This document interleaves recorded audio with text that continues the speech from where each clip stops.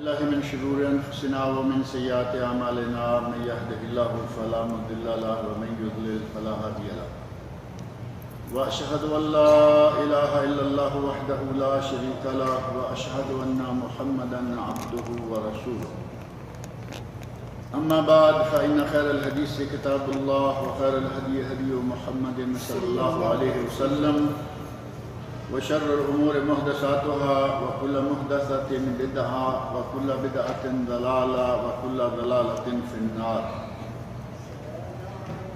رب اشرح لي صدري ويسر لي أمري واحلل عقدة من لساني يفقهوا قولي رب أعوذ بك من همزات الشياطين وأعوذ بك رب أن يحضرون أعوذ بالله السميع العليم من الشيطان الرجيم أولئك الذين نتقبل عنهم أحسن ما عملوا ونتجاوز عن سيئاتهم في أصحاب الجنة وعد الصدق الذي كانوا يوعدون والذي قال لوالديه أف لكما أتعدانني أن أخرج وقد خلت القرون من قبلي وهما يستغيثان الله ويلك آمن إن وعد الله حق فيقول ما هذا إلا أساطير الأولين أولئك الذين حق عليهم القول في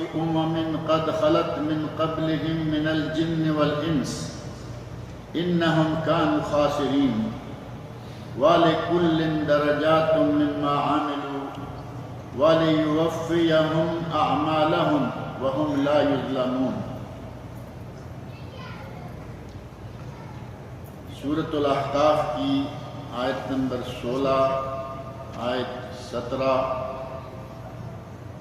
18 اور 19 یہ چند آیات میں نے ابھی آپ کے سامنے پڑھی ہیں،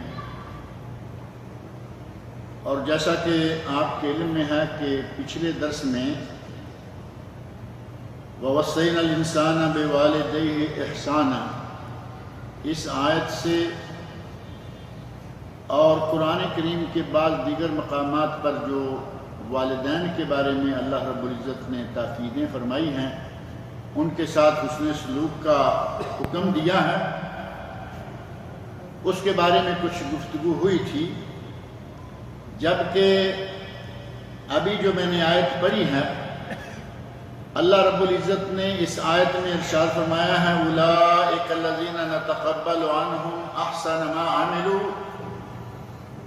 یہی وہ لوگ ہیں جو کہ اپنے ماں باپ کی خدمت کرتے ہیں، ان کے ساتھ حسن سلوک سے پیش آتے ہیں، یہی وہ لوگ ہیں جن کے اچھے اعمال کو ہم قبول کرتے ہیں، وَنَتَجَاوَزُ عَنْ سَيِّئَاتِهِمْ اور ان کی کمیاں، کوتاہیاں، غلطیاں اور ان کے چھوٹے موٹے گناہ ان سے ہم تجاوز کر جاتے ہیں، درگزر کر دیتے ہیں۔ فی اصحاب الجنہ، یہ لوگ جنتوں میں ہوں گے، یہ اہل جنت لوگوں میں سے ہو جائیں گے۔ وعد الصدق، یہ سچا وعدہ، الذی کانوا یوعدون، یہ اس سچا وعدہ کے مطابق ہے جو کہ ان سے کیا جاتا رہا۔ اللہ رب العزت نے والدین کے ساتھ حسن سلوک کرنے والوں کا انجام بیان فرما دیا۔ اس دن بعض آیات اور بعض احادیث کے حوالے سے کہ جنت ماں کے پاؤں کے نیچے اور والد جنت کا دروازہ،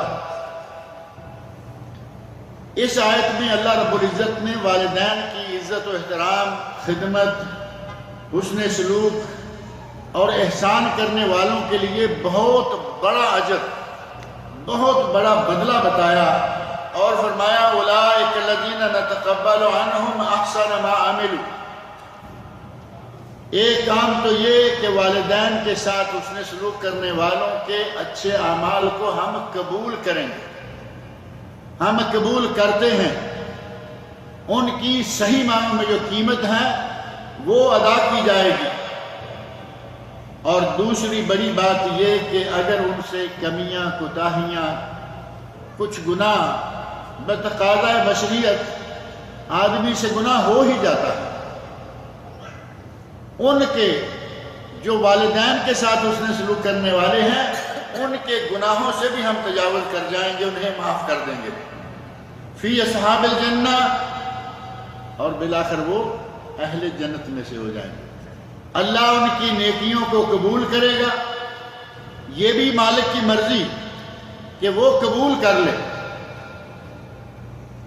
ہم اپنے طور پر نیکیاں کر کے سمجھ بیٹھتے ہیں کہ بس جی ہم تو بڑے نیک ہیں، لیکن سلف صالحین کے بارے میں ایک جملہ بڑا معروف ہے، رمضان میں آپ خاص طور پر سنتے ہیں کہ سلف صالحین یعنی صحابہ، تابعین، تبع تابعین، جو ہم سے پہلے نیک لوگ گزر گئے، وہ رمضان کا روزہ رکھنے سے، رمضان آنے سے پہلے عرصہ یہ دعائیں مانگتے ہیں کہ یا اللہ اللہم بلغنا رمضان، اے اللہ ہمیں رمضان کے اس مبارک مہینے تک پہنچا دیں۔ 4-6 مہینے دعائیں مانگتے رہتے ہیں کہ یا اللہ ہمیں رمضان تک پہنچانا، رمضان کے روزے رکھنے کی توفیق دینا اور رمضان کی برکات سمیٹنے کی توفیق عطا فرمانا۔ اور جب رمضان گزر جاتا ہے تو ہم خوشیاں مناتے ہیں کہ جان چھوٹی، ہم جان چھوٹی پہ خوشیاں مناتے ہیں کہ روزے رکھ رکھ کے یہ ہو رہا تھا۔ جو سلف صالحین ہیں وہ رمضان کے گزر جانے پر غمگین ہو جایا کرتے تھے کہ اتنا مبارک مہینہ ہم سے گزر گیا، اور اس مہینے میں جو عبادات سر انجام دی ہوتی تھی ان کی قبولیت کے لیے اب کئی مہینے دعائیں مانگتے رہتے کہ یا اللہ ہم نے رمضان میں جو کچھ کیا ہے اسے اپنے خالصتاً رضا کے لیے قبول فرما لے۔ اللہ رب العزت کسی کے عمل کو قبول فرما لے، یہ بہت بڑی بات، بہت بڑا انعام ہے۔ اور والدین کے ساتھ حسن سلوک کرنے والوں کے بارے میں اللہ نے کہا ہے کہ ہم ان کے عمل کو قبول کریں گے اور ان کے گناہوں کو معاف کریں گے۔ یہ دو بڑے بڑے کام ہو جائیں تو پھر ظاہر ہے کہ آگے نتیجہ سیدھا ہے، جنت۔ گناہ معاف ہو جائیں، اچھے عمل قبول ہو جائیں، اللہ نے فرمایا کہ یہ فی اصحاب الجنہ، یہ جنت والوں میں سے ہو جائیں گے، وعد الصدق، اور یہ ہمارے اس سچے وعدے کے مطابق ہے، الذی کانوا یوعدون، جو ان سے وعدہ دیا جاتا ہے، جو وعدہ ان سے کیا جاتا تھا۔ اللہ رب العزت نے قرآن کریم میں جا بجا یہ وعدہ کیا ہے کہ تم نیک عمل کرو، تم برائیوں سے بچ کے رہو، اللہ اور اللہ کے رسول کی نافرمانیوں سے اجتناب کرو، جنت تمہاری ہے۔ بار بار جو قرآن کریم میں یہ وعدہ ہے، اللہ نے فرمایا کہ اس وعدے کے مطابق جو ان سے کیا جاتا تھا ان کو جنت میں داخل کیا جائے گا۔ اہل ایمان اپنے والدین کے فرما بردار لوگوں کا تذکرہ یہاں اللہ رب العزت نے مکمل فرمایا۔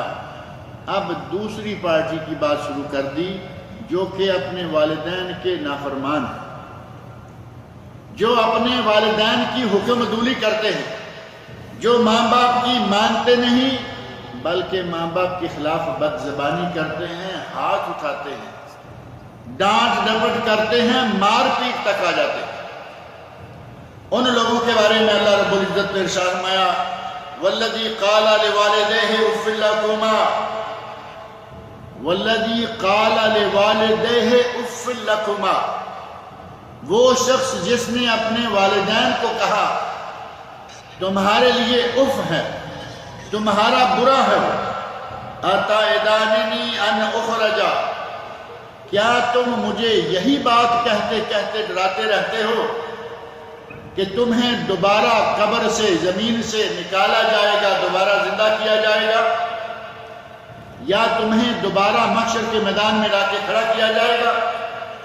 وَقَدْ خَلَتِ الْقُرُونُ مِنْ قَبْلِي، کہتا ہے کہ مجھ سے پہلے کتنی امتیں، مجھ سے پہلے کتنی قومیں، کتنے لوگ گزر گئے ہیں، میں آج تک کسی کو نہیں دیکھ رہا کہ کوئی اٹھا ہو اور دوبارہ دنیا میں آ گیا۔ اپنے طور پر وہ یہ سمجھ بیٹھا ہے کہ یہ جو مجھے کہا جاتا ہے کہ تمہیں ایک دن اٹھایا جائے گا، تمہیں ایک دن اپنے عملوں کا حساب دینا ہوگا، تمہیں یہ کرنا ہوگا وہ کرنا ہوگا، وہ سمجھتا ہے کہ شاید دنیا میں ہی دوبارہ اٹھا کے مجھ سے یہ سوال و جواب ہوں گے۔ کہتا ہے کہ مجھ سے پہلے کتنے لوگ مر گئے، کتنی قومیں آئیں، دنیا میں آئیں اور گئیں، اور ان قوموں میں سے کسی کو آج تک اٹھا کے کھڑا کر کے پوچھا نہیں گیا، مجھے تو بھی یہ کہہ کے ڈراتے رہتے۔ پہلی بات یہ کہ یہ بدبخت وہ انسان ہے الذی قال لوالدیہ اف لکما، اللہ نے صاف لفظوں میں قرآن کریم میں فرمایا کہ اپنے والدین کو اف تک نہ کہو، ولا تقل لہما اف ولا تنہرہما، اپنے ماں باپ کو اپنی زبان سے اف نہ کہو، اپنی زبان سے بلند آواز نکال کے ان کو ڈانٹو ڈپٹو نہیں، ان کو ڈراؤ دھمکاؤ نہیں۔ اللہ رب العزت نے تو صرف اف کہنے سے منع کر دیا ہے، اور یہ نہ صرف یہ کہ اف، بلکہ اس سے آگے کئی قدم اٹھا کے ایسے لوگ موجود ہیں جو کہ پچھلے درس میں بھی میں نے ذکر کیا تھا، نہ صرف اف کہنے والے تو بہت ہیں، معمولی بات پہ اپنی ماں یا باپ، بوڑھا باپ ہے، گھر میں کہیں تھوک دیا، بیوی تو ناک چرائے اس کا شوہر بھی ساتھ چڑھا رہا ہے، جو کہ ان کے اس بوڑھے ماں باپ کے پالنے سے، ان کے تربیت دینے سے، ان کے روزی روٹی لا کے اس کو کھلا کے اس کو بڑا کرنے میں جن کا بہت بڑا کردار۔ اللہ رب العزت کی توفیق کے بغیر تو کچھ ہوتا نہیں، لیکن ماں نے 9 مہینے پیٹ میں رکھا، اسے جنم دیا، 2 سال دودھ پلایا، اس کو پالا پوسا، اس کی گرمی سردی کا خیال رکھا، اس کی روٹی کا، اس کی پانی کا خیال رکھا، باپ اس کے لاڈ دیکھتا رہا، اور آج جیسے ہی اس نے ہوش سنبھالا، اب یہ گھر کے اندر، جس گھر کا بنانے والا کون ہے؟ باپ۔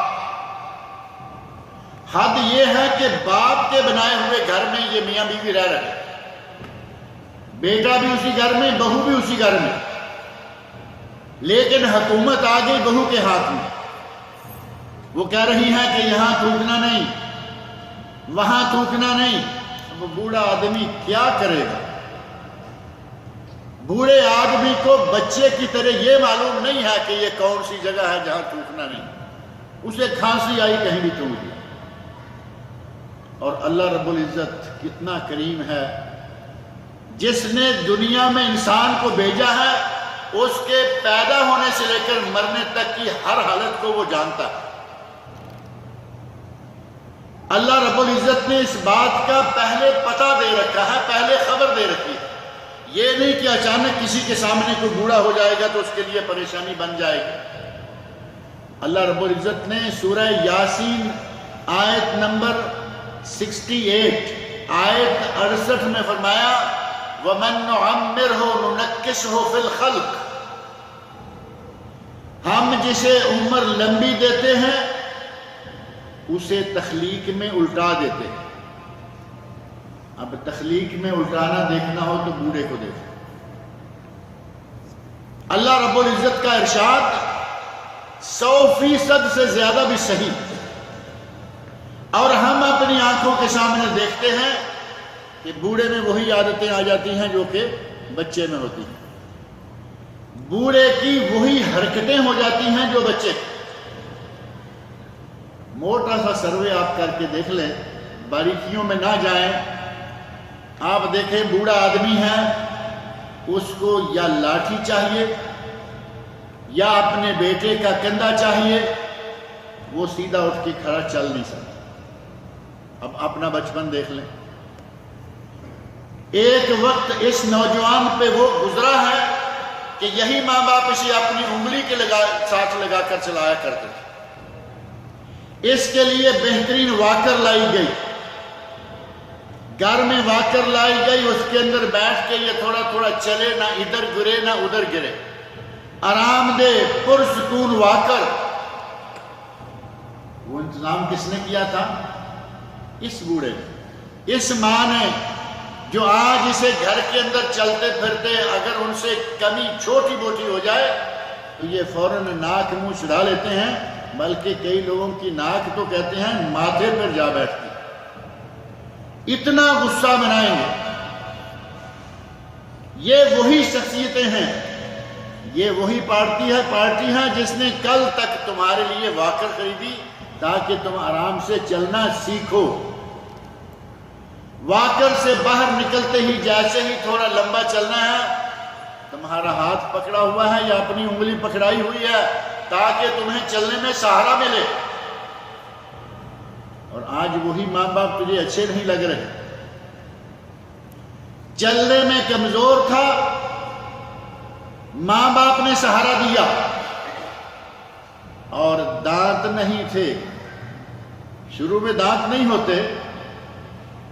کبھی کبھی کوئی بچہ آپ نے سنا ہوگا کہ پیدا ہوتا ہے تو اس کے ایک آدھ دانت ہوتے ہیں، سر کے بال نہیں ہوتے، کئی بچوں کے کافی بال ہوتے ہیں، مختلف قسم کی اللہ رب العزت کی اپنی مرضی ہے، مختلف حالات۔ بچہ عموماً پیدا ہوتا ہے منہ میں دانت نہیں ہوتے، اور اس میں بھی اللہ رب العزت کی بہت ساری حکمتیں ہیں۔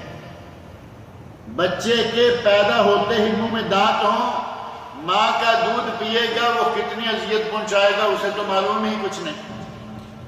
اللہ رب العزت نے شروع میں دانت نہیں دیے، جیسے جیسے اسے باہر کے کھانے کی ضرورت پڑے گی، جیسے جیسے اسے دانے چبانے کی ضرورت پڑے گی، اسے بادام چبانے کی ضرورت پڑے گی، تب تک اس کے دانت تیار ہو چکے ہوں۔ جب تک دانت نہیں، میں پچھلے درس میں ذکر کر رہا تھا کہ خواتین اپنے بچوں کے لیے کیلے کو بھی نرم کر کے، کیلا پہلے نرم ہوتا ہے، جس کے دانت نہیں وہ تو پھر بھی نہیں کھا پائے گا، کیلے کو نرم کر کے مالیدہ بنا کے اس کے منہ میں ڈال رہے ہیں۔ سیب لیا، آدھا کاٹا، باقی کے آدھے حصے سے چمچ کے ساتھ چھوٹا چھوٹا کر کے اس کا مالیدہ بنا کے اس کے منہ میں ڈال رہے ہیں۔ آج باپ بوڑھا ہو گیا، ماں بوڑھی ہو گئی، اس کا جی چاہتا ہے کہ مجھ سے یہ روٹی نہیں کھائی جاتی، مجھ سے یہ فلاں چیز نہیں کھائی جاتی، مجھے تھوڑا باریک کر کے دے دیں، مجھے تھوڑا کوٹ کر دے دیں۔ اور آج کوٹنے کے لیے اللہ رب العزت نے اتنی آسانیاں کر دی ہیں، آپ کو نہ ڈنڈے کی ضرورت ہے، نہ کونڈی کی ضرورت ہے، نہ ہامن کی ضرورت ہے، نہ دستے کی ضرورت ہے، ایک مشین میں ڈالیں، 1 منٹ میں جو چاہیں آپ پیس لیں۔ لیکن بہو کہہ رہی ہے کہ یہ کیا مصیبت ہے ہمارے پاس، اور بہو کہے مصیبت ہے تو شوہر کے کان پہ جوں تک نہ رینگے، اس سے بڑا بدبخت شوہر کون ہوگا؟ بہو تو دوسرے گھر سے آئی، وہ تو مان لیتے ہیں کہ وہ بے ادبی کرے، شوہر بھی بعض ساتھ شامل ہو جاتے ہیں۔ اپنا وقت یاد کریں، تمہارے لیے اس جوڑی نے کتنے انتظامات کیے تھے، اور اللہ رب العزت بتا رہا ہے بچپن سے لے کر جوان ہو کر مختلف مراحل میں ہم قرآن کریم کو موقع بموقع پڑھتے بھی ہیں۔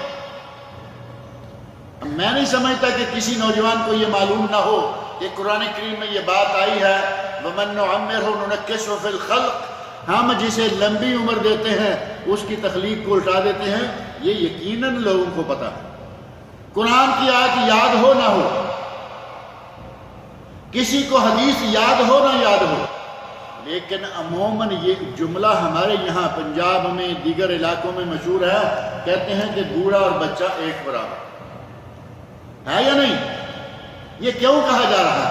قرآن کہہ رہا ہے بوڑھا اور بچہ ایک برابر، بچہ خود سے چل نہیں سکتا، بوڑھا خود سے چل نہیں سکتا، بچہ کوئی چیز چبا نہیں سکتا، بوڑھا کوئی چیز چبا نہیں سکتا۔ بچے کو پیار کی شفقت کی ضرورت ہے اور بوڑھے کو پیار کی شفقت کی ضرورت ہے۔ بچے کا جی چاہتا ہے،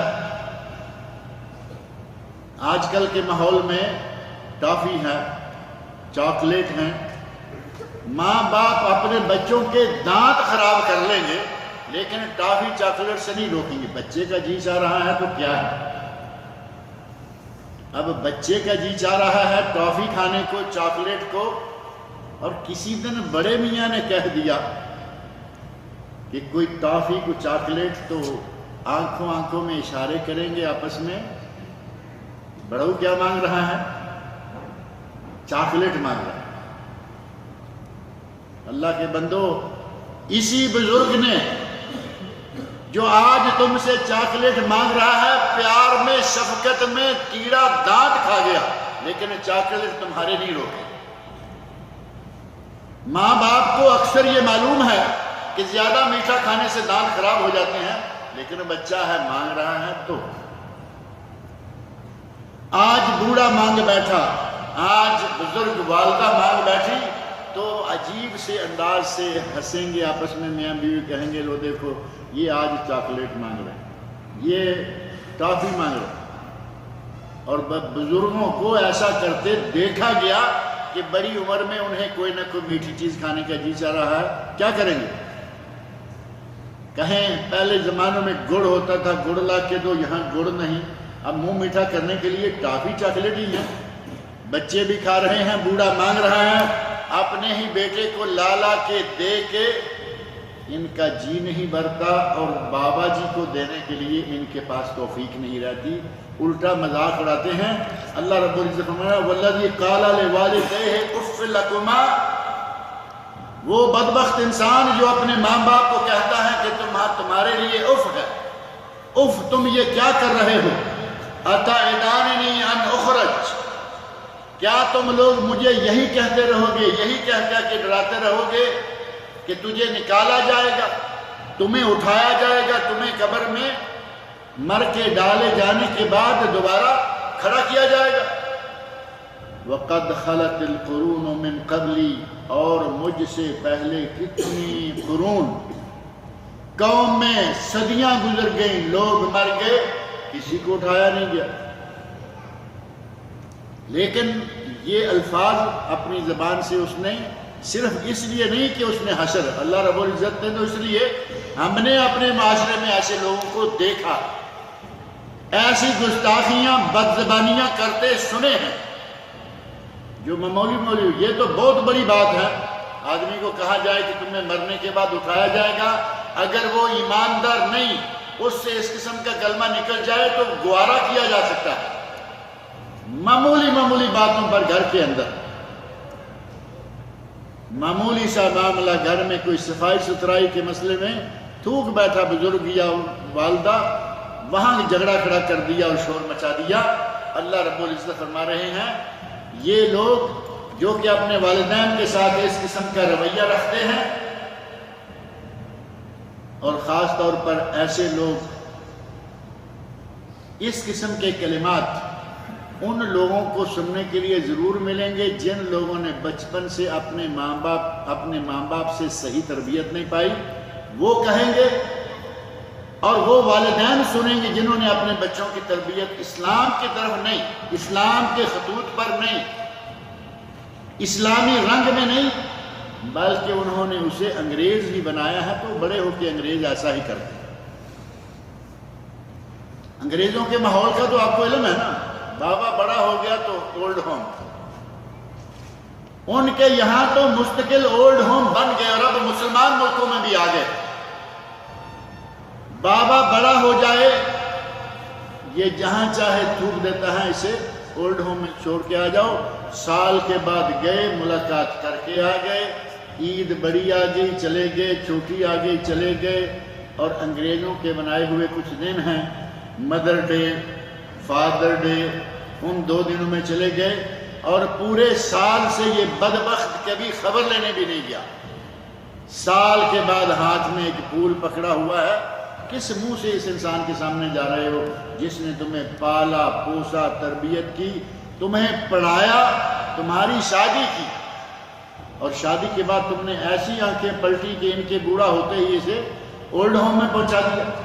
اگر تربیت صحیح نہ کریں اپنے بچوں کی تو ایسے والدین کو یہ حالات دیکھنے پڑتے تھے، اور جہاں جہاں کہیں دیکھنے میں آیا ہے وہ نتیجہ صرف اس بات کا ہے کہ ماں باپ نے ان کی بچپن سے تربیت صحیح نہیں کی۔ اور ایک جگہ اور ہے جہاں یہ حالات دیکھنے میں عموماً آیا کرتے ہیں، جب کبھی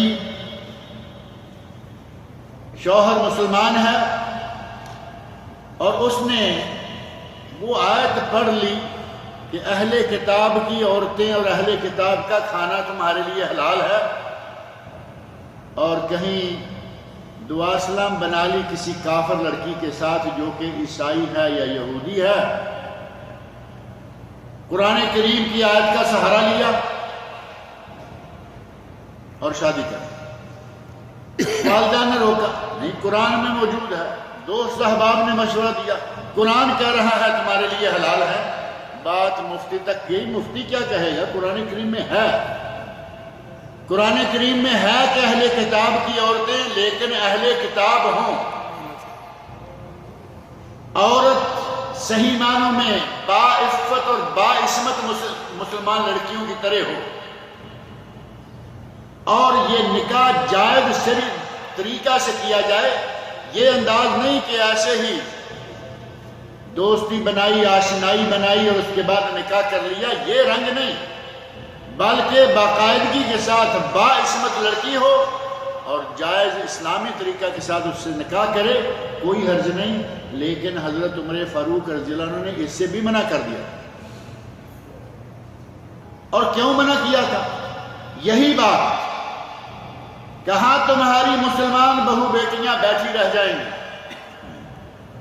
اور ایک یہ نتیجہ جو ہم ذکر کر رہے ہیں کہ اگر بچوں کی صحیح تربیت نہ کریں تو یہ دن دیکھنے پڑتے ہیں، یہی معاملہ ان لوگوں کو بھی دیکھنا پڑتا ہے جن کی اولاد کافر بیوی سے ہو، کافر جو عیسائی ہے یا یہودی ہے،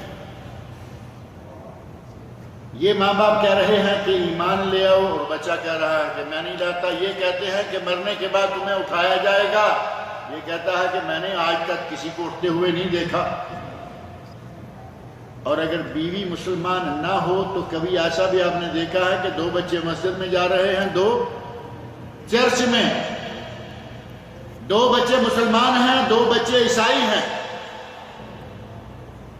اپنی نسل کو خراب کر لیا صرف اس لیے کہ میں نے لو میرج کی ہے، والدین کی مرضی کے خلاف، معاشرے کی مرضی کے خلاف، اپنی جوانی کے جوش میں آ کر کچھ نہ کچھ کر لیا، اور بہت سارے ایسے رشتوں کے بارے میں خبر ملتی رہتی ہے کہ رشتہ تب کیا، نکاح تب کیا جب لڑکی پریگننٹ ہو چکی ہے،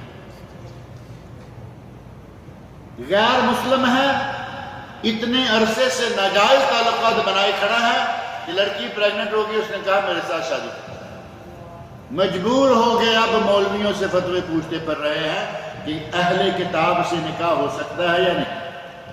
اللہ رب العزت نے جہاں اجازت دی ہے وہاں شرطیں لگائی ہیں، اگر وہ شرطیں پوری کرے تب بھی عمر فاروق کہتے ہیں نہ کرو، رضی اللہ عنہ، اس کے نقصانات ہوں گے۔ آپ کے سامنے بڑی بڑی مثالیں نقصانات کی موجود ہیں، ماں باپ مسلمان ہیں، باپ مسلمان ہے، ماں اہل کتاب سے ہے، بیٹا اہل کتاب سے ہو گیا، اور ڈکی چھپی مثالیں آج نہیں رہی، آج تو آپ کے سامنے بڑی بڑی انٹرنیشنل فیم کی شخصیات، عالمی شخصیات، عالمی سیاست میں معروف لوگ، ماں عیسائی، باپ مسلمان، بیٹا بھی عیسائی ہو گیا۔ کوئی یاد پڑتی ہے شخصیت ایسی کہ نہیں؟ پھر سے کہیے،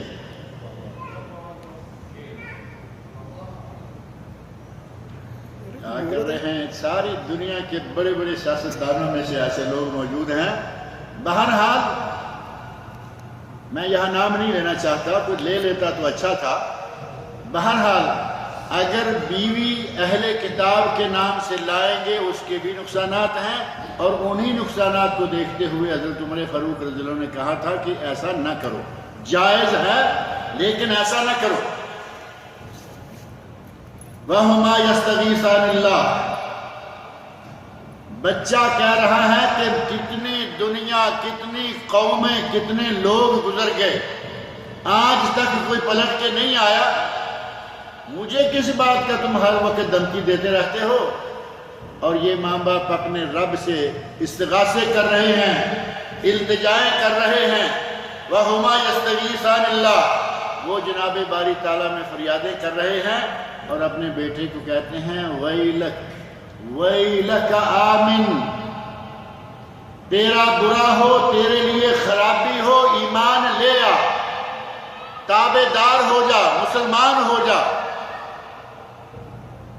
دیکھا کہ یہ اڑا ہوا ہے، فرمایا وَيْلَكَ آمِن، تیرا برا ہو، تجھے خرابی ہو، ایمان لے آ، ان وعد اللہ حق، اللہ کا وعدہ سچا ہے، وہ پورا ہو کر رہے گا۔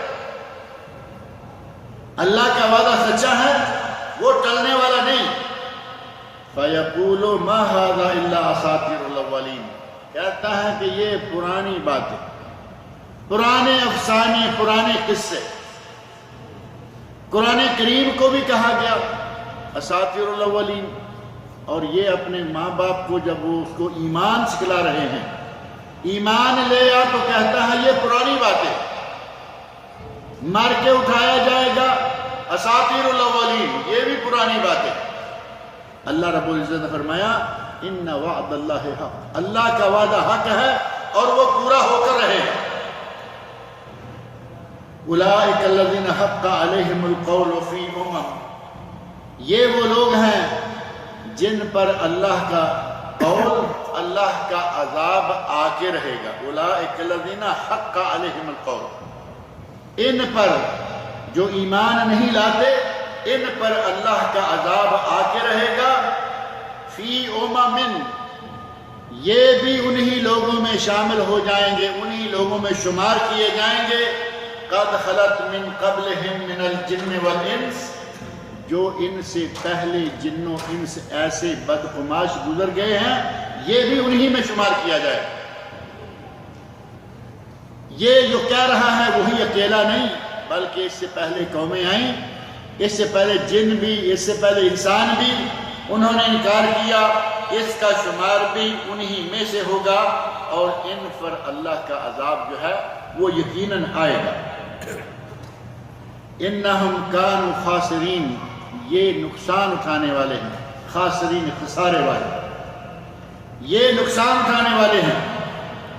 وَلِكُلٍّ دَرَجَاتٌ مِّمَّا عَمِلُوا، اللہ نے فرمایا کہ ہر کسی کے لیے اس کے عمل کے مطابق درجات ہوں گے۔ اگر کسی نے اچھے عمل کیے جنت میں اعلیٰ درجات پائے گا، اور اگر کسی نے برے عمل کیے تو جہنم میں برے درجات پائے گا۔ جنت میں اعلیٰ درجات اور جہنم میں برے درجات۔ کافر بھی جہنم میں ہوگا، منافق بھی جہنم میں ہوگا، لیکن منافق کے بارے میں کیا فرمایا؟ سب سے نیچے ان المنافقین فی الدرک الاسفل من النار، منافق جہنم کے سب سے گہرے گڑھے میں ہو۔ فرمایا دونوں کے لیے ان کے عمل کے مطابق درجات ہوں گے۔ جو نیک ہیں، اللہ کی ذات پر ایمان رکھتے ہیں، اللہ اور اللہ کے رسول کے احکام پر عمل کرتے ہیں، اپنے والدین کے ساتھ حسن سلوک سے پیش آتے ہیں، ان کو اللہ رب العزت جنتیں دے گا، اور جنت میں بھی بڑے اعلیٰ درجات ملیں گے۔ اس کے برعکس جو ایمان نہیں لاتے، ایمان لاتے ہیں تو اپنے ماں باپ کی خدمت نہیں کرتے۔ اللہ رب العزت نے فرمایا کہ اللہ نے فیصلہ کیا ہے عبادت اللہ کی اور حسن سلوک کس سے؟ ماں باپ سے۔ وَبِالْوَالِدَيْنِ إِحْسَانًا، نہ اللہ کی عبادت کریں، نہ اپنے والدین کے ساتھ حسن سلوک سے پیش آئیں، تو فرمایا ان کو ان کے عملوں کے برابر ان کا درجہ ہوگا۔ وَلَيُوَفِّيَهُمْ أَعْمَالَهُمْ، اللہ رب العزت ہر قسم کو اس کے اعمال، ہر کسی کو اس کے اعمال کے مطابق درجہ دے۔ وَهُمْ لَا يُظْلَمُونَ، اور ان پر کوئی ظلم نہیں کیا جائے۔ ایک آدمی نیک عمل کرے اور اسے اس کی صحیح جزا نہ ملے تو یہ ظلم ہے۔ اس نے ساری عمر نیکیاں کی، ساری عمر اس نے عیاشی میں گزارنے کی بجائے اللہ کی اطاعت میں گزاری، بہت سارے کھل کھلا کے چلنے والوں کی بجائے بچ بچا کے وہ دین کے راستے پہ چلتا ہوا آیا، اسے بھی وہی ملے جو ایک آوارہ عیاشیوں، فحاشیوں اور بدماشیوں کے ساتھ جو زندگی گزار کے آئے، اس کو بھی وہی ملے، تو یہ تو ظلم ہو گیا۔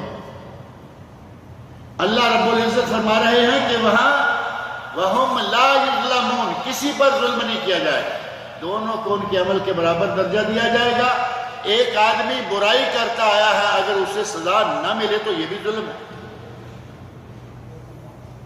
ظلم دونوں طرف، نیکیاں کرے اسے اس کا اجر نہ ملے ظلم، اور برائیاں کرے اس کی سزا نہ ملے ظلم۔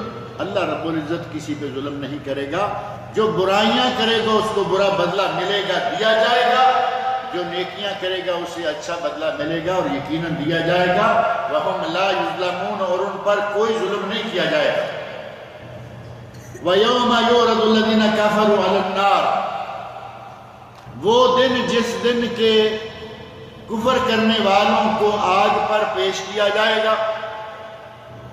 جنہوں نے کفر کیا ان کو جہنم پر پیش کیا جائے گا، اور انہیں کہا جائے گا اذهبتم طیباتکم فی حیاتکم الدنیا واستمتعتم بها، تم نے دنیا میں مزے کر لیے، جہنم کے کنارے پر کھڑے کر کر انہیں جہنم پر پیش کر کے یا آگ کو ان پر پیش کر کے کہا جائے گا اذهبتم طیباتکم فی حیاتکم الدنیا، تم نے اپنی نیکیاں دنیا کی زندگی میں برباد کر لی، تم نے عیاشیوں میں اپنے نیکیوں کا کباڑہ کر لیا، تم نے اپنی من مانی میں زندگی گزار کر نیکیاں ختم کر لی، واستمتعتم بها، اور تم نے دنیا میں ہی اللہ کی نعمتوں سے فائدہ جو اٹھانا تھا اٹھا لیا۔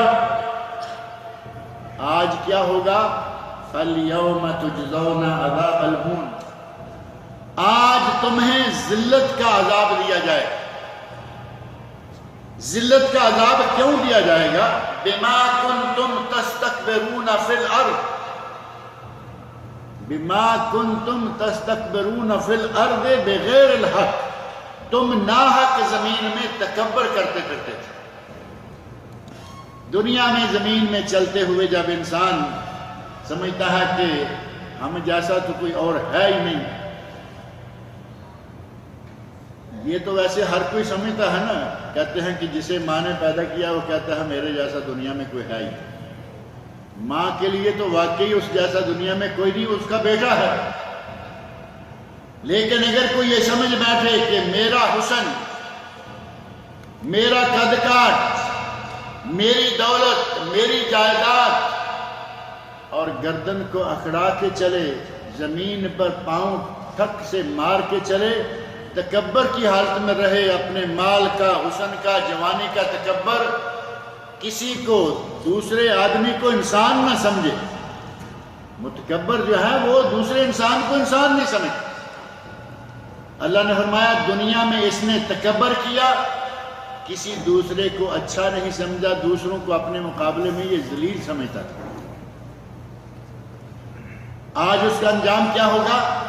آج یہ ساری دنیا کے سامنے ذلیل کیا جائے گا اور عذاب دیا جائے گا۔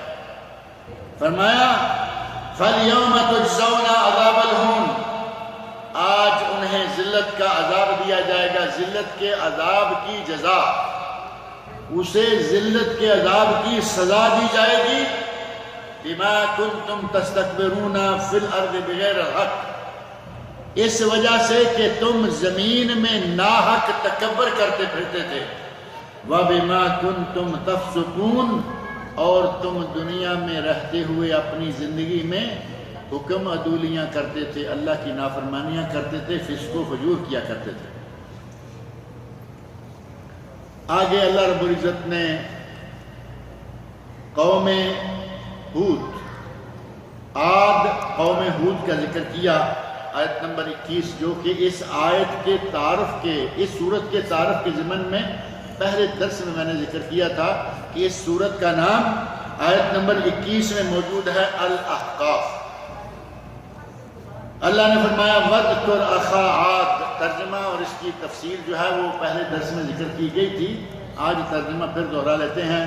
اللہ نے فرمایا وَاذْكُرْ أَخَا عَادٍ، قوم عاد کے بھائی کو یاد کرو، قوم عاد کے بھائی کو۔ وہ پہلے درس میں نے یہ بات ذکر کی تھی کہ پیغمبر قوم کا بھائی ہوتا ہے، اللہ نے پیغمبر کو قوم کا بھائی قرار دیا، اور آج ہمارے پاکستان ہندوستان میں ایک جماعت کے لیے یہ بہت بڑا تانا بنا دیا گیا، گالی بنا دی، کہا کہ یہ نبی کو اپنا بھائی سمجھتے، نبی کو اپنا بھائی سمجھتے۔ نبی کہہ رہا ہے میں تمہارا بھائی، اور اللہ کہہ رہا ہے کہ نبی قوم کا بھائی۔ یہ الفاظ آپ کے سامنے موجود ہیں، وَاذْكُرْ أَخَا عَادٍ، قوم عاد کے بھائی یعنی ہود علیہ السلام کا ذکر۔ اللہ نے کہا ہے نبی قوم کا بھائی ہوتا ہے، آج اگر کوئی کہتا ہے تو یہ اتنا ظلم کہاں سے آیا، اس بات کو اتنا آدمی لے اڑے اور کہے کہ یہ کیا ہے، قوم اپنے نبی کو اپنا بھائی سمجھتے ہیں۔ نبی اکرم صلی اللہ علیہ وسلم کو بحیثیت بشر، ایک انسان ہونے کے ناطے قوم کے بھائی ہیں۔ اور یہ تفصیل میں نے ذکر کی تھی کہ بشریت کا انکار کنہوں نے کیا اور نبوت کا انکار کنہوں نے کیا۔ ماننے پہ آئیں تو پتھر کو خدا مان لیں، نہ ماننے پہ آئیں تو چلتے پھرتے انسان کو نبی تک نہ مانیں۔ یہ انسان کی اپنی عجیب سی فطرت ہے۔ اللہ فرما رہے ہیں وَاذْكُرْ أَخَا عَادٍ، عاد کے بھائی حضرت ہود علیہ السلام، عاد کے بھائی کو یاد کرو، ان کا ذکر کرو۔ اذ انذر قومہ بالاحقاف، جب کہ انہوں نے احقاف میں اپنی قوم کو ڈرایا، اپنی قوم کو دعوت دی۔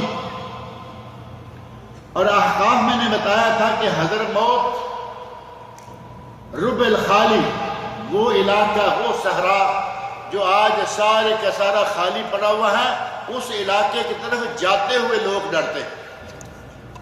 کوئی وقت تھا کہ یہ سرسبز و شاداب علاقہ تھا، حضرت موت سے اس سعودی عرب کی طرف جو علاقہ یمن سے اس طرف کا علاقہ بنتا، گویا کہ یمن، کچھ حصہ یمن کا، کچھ حصہ سعودی عرب کا، رب الخالی معروف جگہ ہے آج بھی۔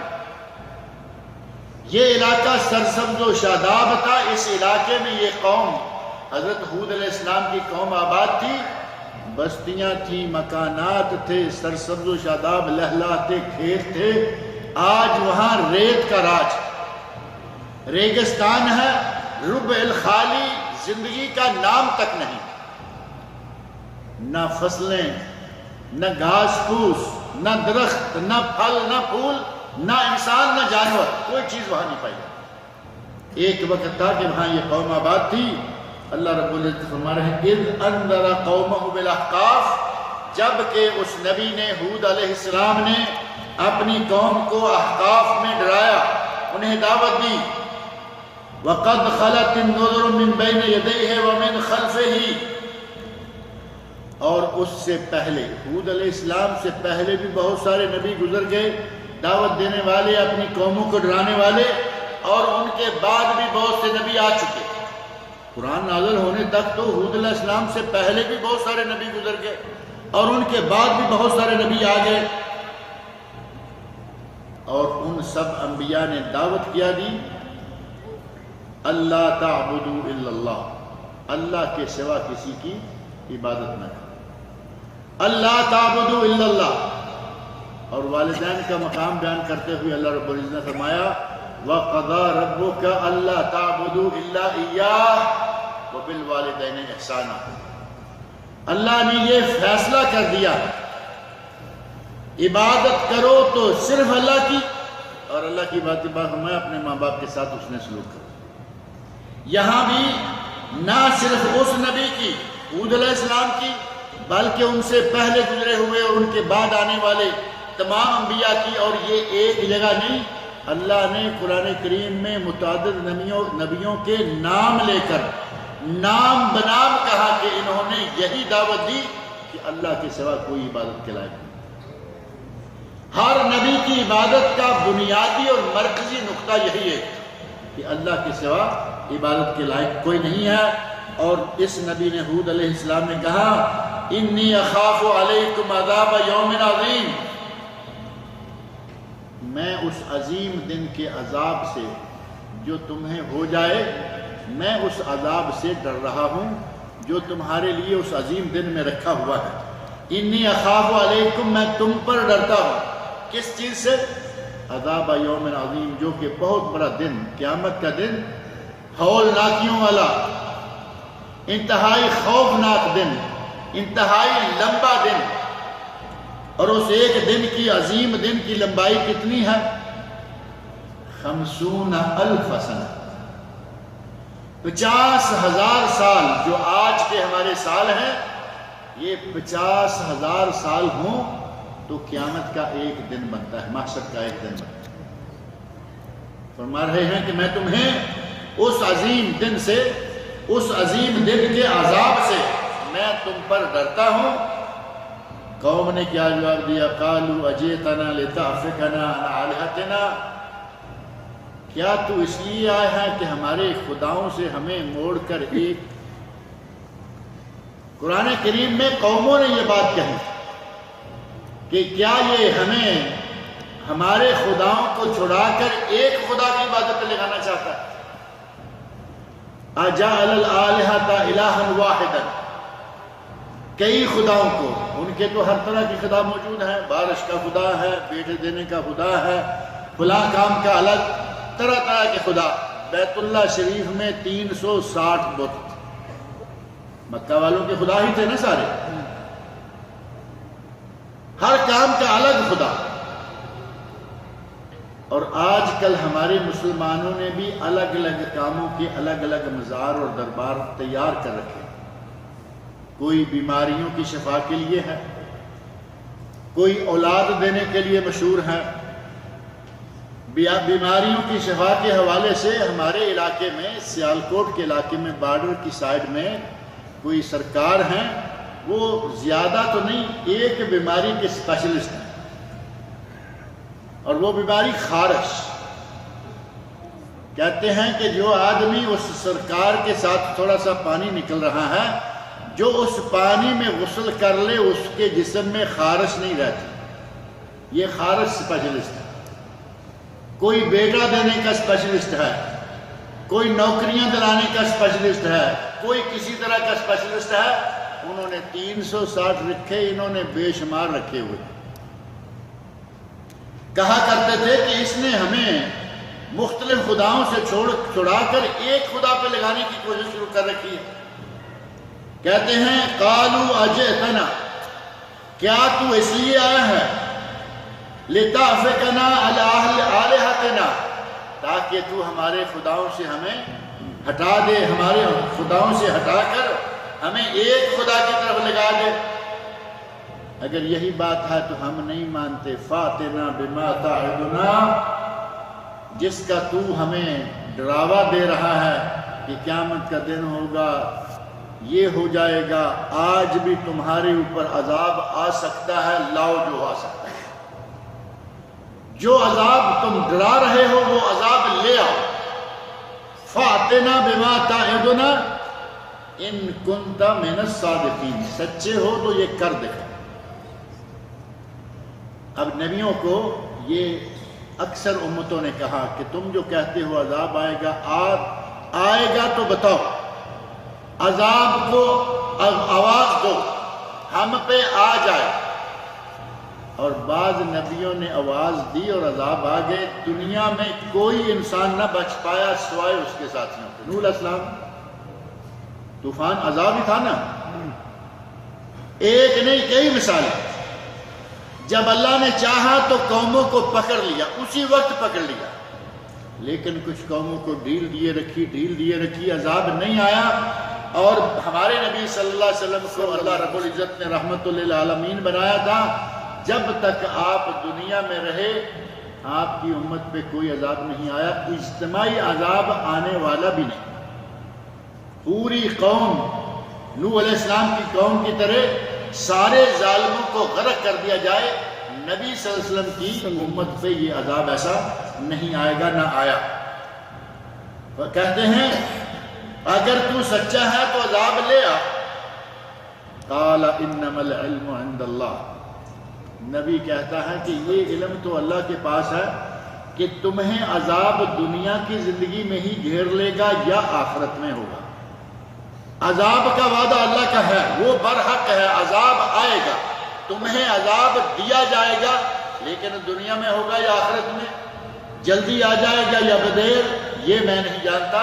انما العلم عند اللہ، اس کا علم اللہ کے پاس ہے۔ وَأُبَلِّغُكُم مَّا أُرْسِلْتُ بِهِ، مجھے تو جو اللہ نے پیغام دیا ہے میں وہ تمہیں پہنچا رہا ہوں، میں تو رسالت کی تبلیغ کر رہا ہوں، جو پیغام اللہ کا ہے وہ تم تک پہنچا رہا ہوں۔ وَلَكِنِّي أَرَاكُمْ قَوْمًا تَجْهَلُونَ، لیکن میں دیکھ رہا ہوں کہ تم لوگ نادان قوم، تم لوگ جاہل قوم، تم سمجھ نہیں رہے بلکہ الٹا کہہ رہے ہو کہ آواز دو عذاب کو، جو ہونا ہے ہمارے ساتھ ہو جائے۔ نبی کہہ رہا ہے کہ میں دیکھ رہا ہوں کہ تم جاہل یا نادان قوم ہو۔ آگے ان پہ عذاب آنے کا آغاز ہوا، عذاب کے آثار نظر آنے لگے، انہوں نے کیا انداز اختیار کیا، اس کا تذکرہ انشاءاللہ العزیز اگلے درس میں کریں گے۔ اللہ رب العزت مجھے اور آپ سب لوگوں کو قرآن کریم پڑھنے، سننے، سمجھنے اور اس کے احکام پر عمل کرنے کی توفیق عطا فرمائے۔ آمین۔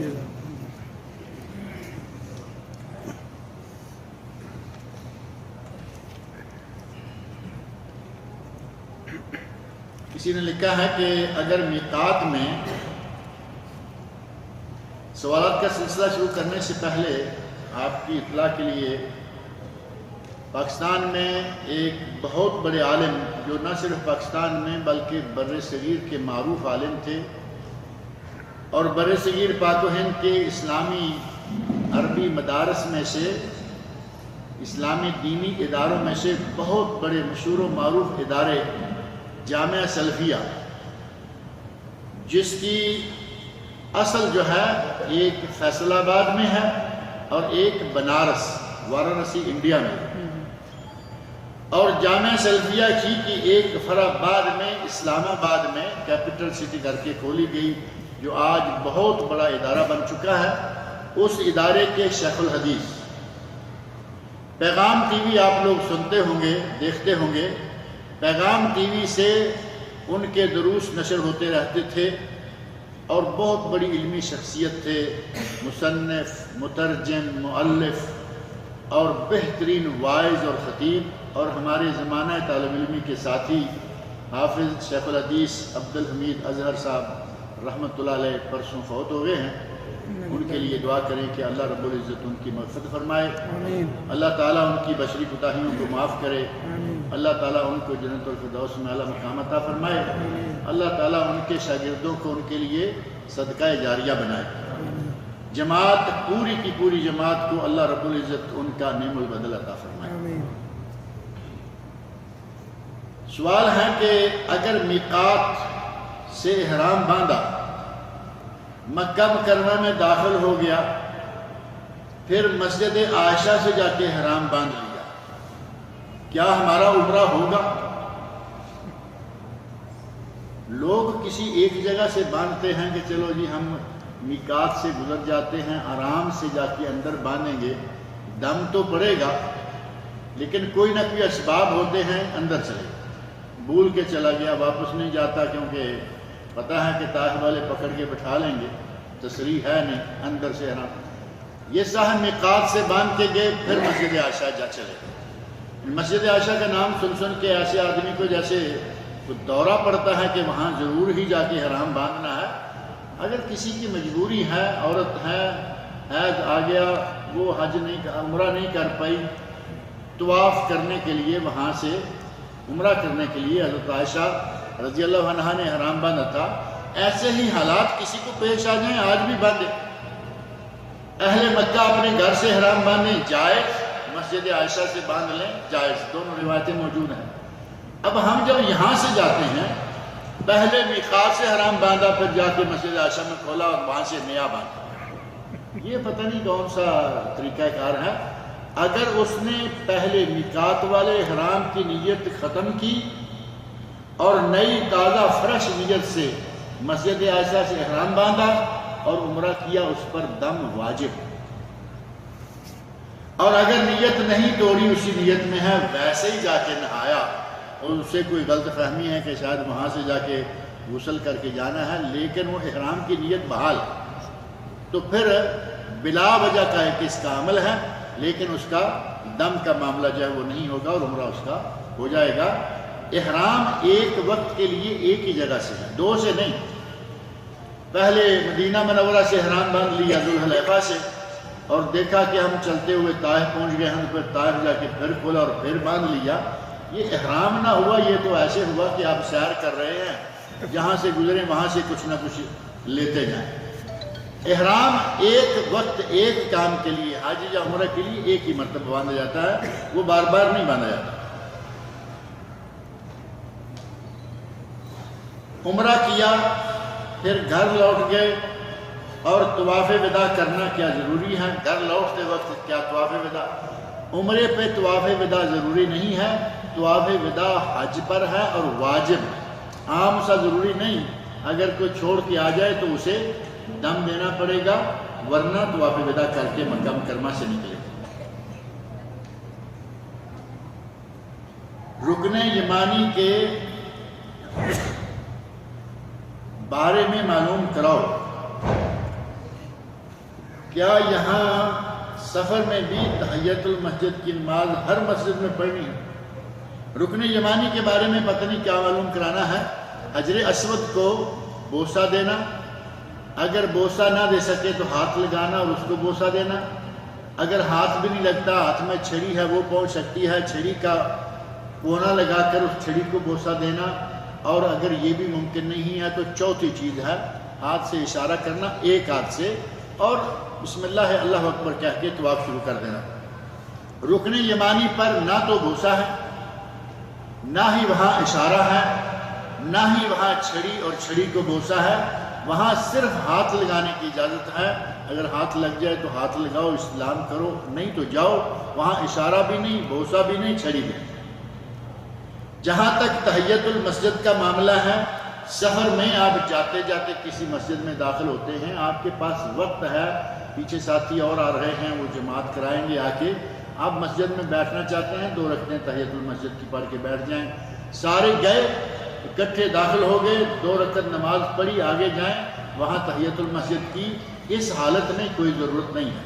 اگر بیٹھنا ہے تو ضروری، کیونکہ تحیت المسجد ہر مسجد میں اسی کیفیت میں ہے۔ اگر آپ بیٹھیں گے تحیت المسجد پڑھ کے بیٹھیں، بیٹھنا نہیں، آئے مسجد میں گئے، کوئی کام دیکھا، یہ وہ لائٹیں بجائیں چلے گئے، کوئی تحیت المسجد ضروری نہیں، پڑھیں گے، آپ کی مرضی، ثواب ہے۔ صلاۃ تسبیح حرم میں پڑھ سکتے ہیں؟ نماز تسبیح کے بارے میں معروف ہے کہ وہ 4 رکعتیں اور اس میں 300 تسبیحات ہیں، 75 تسبیح ایک رکعت میں۔ علامہ حسینی رحمۃ اللہ علیہ نے تو اس نماز کے پڑھنے کی یا اس کے جواز سے انکار کیا ہے، لیکن بعض دیگر علماء، علامہ محمد ناصر الدین البانی رحمۃ اللہ علیہ نے کہا ہے کہ اس کے بارے میں اتنی روایات ہیں کہ اس سے پتہ چلتا ہے کہ اس نماز کی اصل ہے، یعنی اگر کوئی پڑھنا چاہے تو پڑھ سکتا ہے، اس کا عمل باطل نہیں ہوگا، اور جو عمل اس مسجد میں کیا جا سکتا ہے یہی عمل مسجد حرام میں بھی کیا جا سکتا ہے، مسجد نبوی میں بھی کیا جا سکتا ہے۔ کیا گدھے کا گوشت حلال ہے؟ گھوڑے کا تو لوگ پوچھا کرتے تھے، گدھے کے بارے میں کیا ہو گیا؟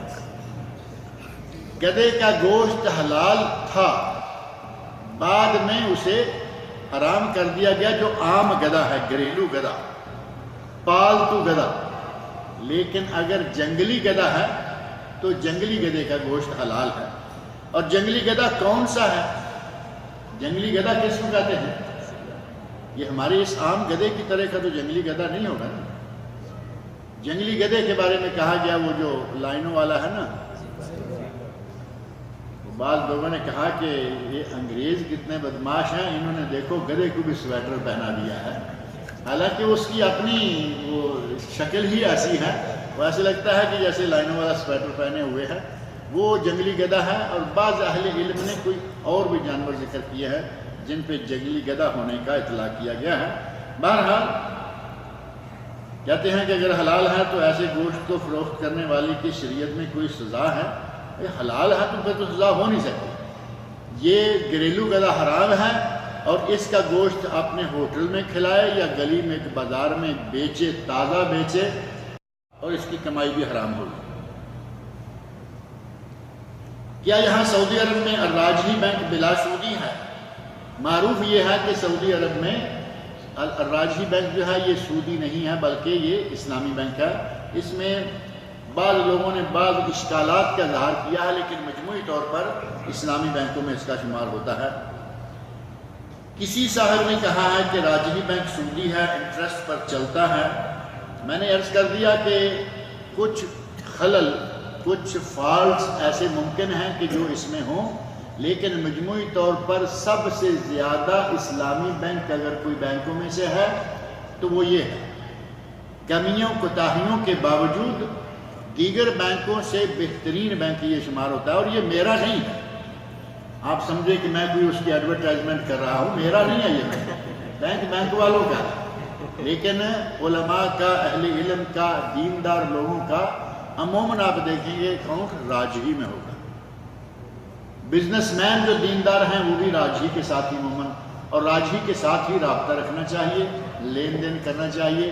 اس کے علاوہ بینک البلاد، بینک الانماء اور البینک الاسلامی، راجحی شامل کر کے 4 بینک مشہور ہیں کہ یہ اسلامی بینک ہیں۔ اسلامی بینک یعنی غیر سودی، اور دوسرے سودی۔ اللہ رب العزت سود سے ہمیں بچائے، محفوظ رکھے۔ اللہ رب العزت مجھے اور آپ سب لوگوں کو نیک عمل کی توفیق دے۔